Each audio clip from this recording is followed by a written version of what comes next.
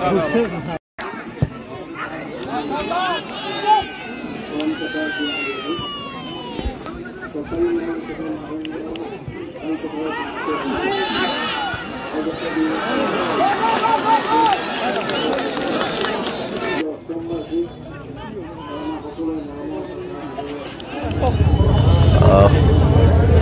বাৰ্ষিক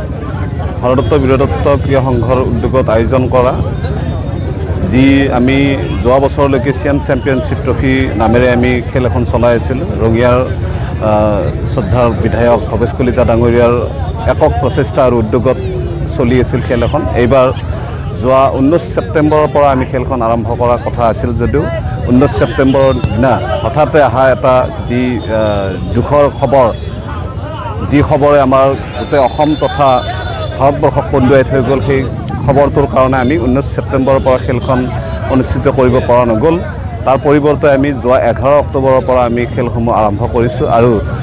11 তাৰিখ প্ৰথমখন খেল হোৱাৰ পিছত 12 তাৰিখ ধুহিত যোৱাকালি খেল হ'ল আৰু আজি কছাৰী মহল উচ্চতৰ মাধ্যমিক খেলপথাৰত মধুকুছিত আজি দুইটি অসমৰ আগশাৰীৰ ফুটবল দল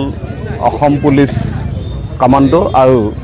ডিমাকুছি ছানৰাইজ ক্লাবৰ মাজত হৈ গ'ল ইতিমধ্যে আপোনালোকে দেখিবলৈ পাইছে আজিৰ খেলত অসম পুলিচ কামাণ্ডোৱে 3-0 গ'লত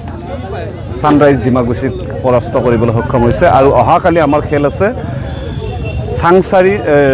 সোণেশ্বৰ হায়াৰ ছেকেণ্ডেৰী ফিল্ডত এই খেলখন অনুষ্ঠিত হ'ব মেঘালয় FC আৰু বাৰী এই দুটি অসমৰ অন্যতম আগশাৰীৰ ফুটবল দল এই দুটি দলৰ মাজত শেষৰখন কোৱাৰ্টাৰ ফাইনেল খেল হ'ব আৰু অহা